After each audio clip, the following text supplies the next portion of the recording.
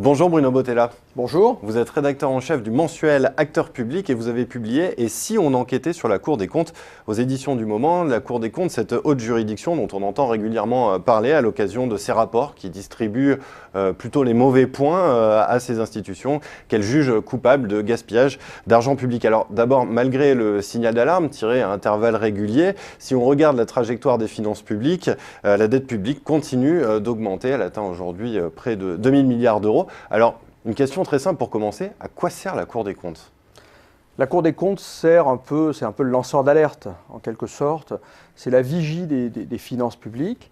Elle contrôle les organismes publics, elle juge les comptables publics, mais elle apporte au gré de ses rapports tout au long de l'année, concernant les lois de finances, concernant les lois de financement de la sécurité sociale, bien, elle dit où on est de nos déficits, de nos comptes publics. En cela, je vous dis, elle est lanceur d'alerte, elle prévient le gouvernement, souvent, qu'il n'atteindra pas ses objectifs. Mais au-delà de ça, elle n'a aucun caractère contraignant, elle ne peut pas contraindre le gouvernement d'appliquer ses remèdes. Oui, elle n'a aucune valeur contraignante. Mais pourtant, elle publie près de 1200 rapports par an. Alors on se demande, qu'est-ce qu'ils deviennent ces rapports ? Est-ce qu'ils sont suivis d'effets, même si, effectivement, vous l'avez rappelé, ils n'ont aucune valeur contraignante ? Alors, la Cour dit que 70% de ses recommandations sont suivies d'effets. Il y a d'ailleurs tous les ans une sorte de droit de suite, c'est-à-dire que la Cour des comptes régulièrement dit si tel ou tel organisme ou si l'État, le gouvernement a suivi ses recommandations, fait un point, même un système de feu rouge, de feu orange, de feu vert. Feu rouge, on comprend qu'on n'a rien suivi. Feu vert, que tout le monde est rentré dans les clous. Bon, 70%, on ne sait pas trop sur quoi. C'est-à-dire que quand on voit, par exemple, notamment la situation des finances publiques, 2000 milliards de dettes, presque 100% du PIB, on se dit que si la Cour des comptes avait été écoutée ces dernières années, on n'en serait pas là. Quel est son budget de fonctionnement annuel pour avoir un ordre d'idée ? La Cour des comptes et les chambres régionales des comptes, c'est environ 200 millions d'euros. Oui, donc c'est assez peu finalement. C'est assez peu par rapport à la dépense publique, évidemment. La Cour des comptes a une vieille tradition, je dirais, d'austérité. Elle s'enorgueillit de rendre même un peu d'argent en fin d'exercice à l'État. Mais c'est une institution qui fonctionne, je dirais, à l'économie, qui veut donner l'exemple. Donc il y a une culture de l'austérité en interne, ça c'est vrai, c'est ce que j'ai découvert dans mon enquête. Donc elle fait plutôt partie des bons élèves finalement. Oui, mais c'est quand même la moindre des choses compte tenu du fait qu'elle donne quand même beaucoup de leçons à tout le monde. Et c'est le mérite de votre livre, c'est pas un livre à charge, c'est un livre où justement vous exposez les faits. Cela dit, il ne vous a pas été facile d'enquêter sur la Cour des comptes. Pourquoi ? Est-ce qu'elle a des choses à cacher ? Est-ce que finalement elle veut pouvoir être en mesure de continuer à tourner en rond tranquillement ?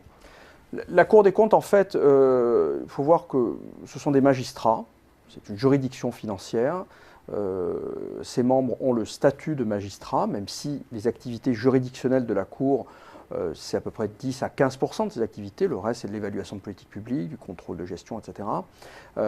Mais ces membres tiennent beaucoup à leur statut de magistrat, ils ont donc un devoir de réserve, donc ils ne s'expriment pas facilement. C'est vrai qu'il y a un culte du secret. La Cour des comptes est ouverte vers l'extérieur depuis quelques années.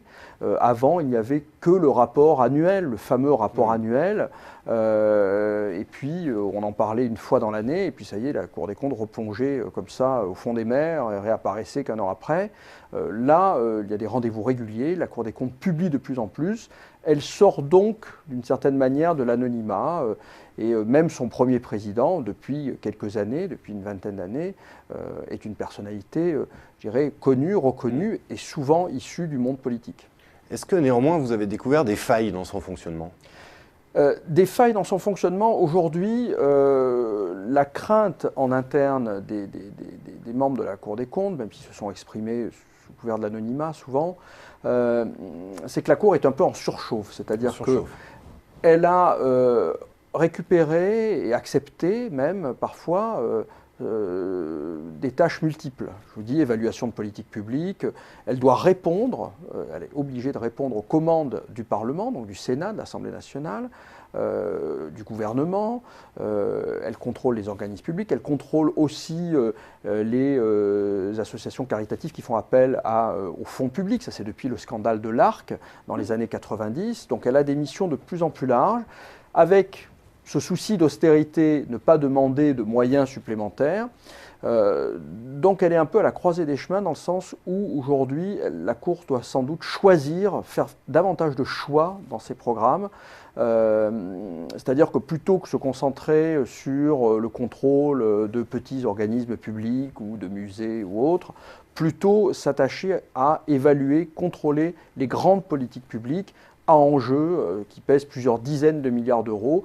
Parce que lorsqu'on met des magistrats sur le contrôle du musée Guimet ou de tel ou tel musée, ces magistrats ne sont pas là pour contrôler les grandes politiques publiques qui pèsent des dizaines de milliards d'euros. Donc c'est juste cela la faille de la Cour aujourd'hui.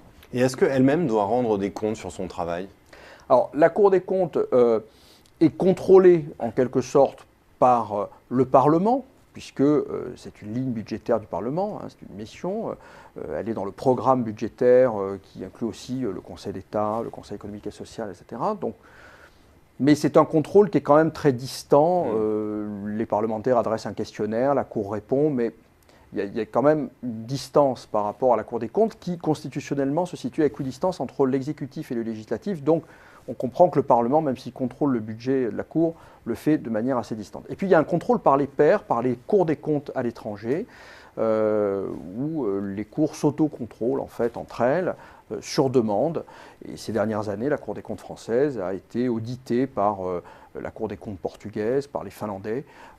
Qui l'ont jugé plutôt parmi les bons élèves. Oui, parmi les bons élèves. C'est pas tellement donner des bons points, c'est plus donner des pistes d'amélioration ou soulever quelques interrogations. La Cour des comptes portugaise avait notamment souligné le fait que une certaine porosité entre le monde administratif et la Cour des comptes, la haute administration, les grandes directions, et qu'il y avait peut-être un risque de conflit d'intérêts par moment. Voilà. Eh bien, Bruno Bottella, merci. Je rappelle Merci votre enquête sur ce qu'on appelle cette vieille dame de la rue Cambon. Vieille dame de la rue Cambon, oui. Aux éditions du Moment. Et si on enquêtait sur la Cour des comptes, pardonnez-moi. Merci d'être venu sur les Affiches. Merci à vous.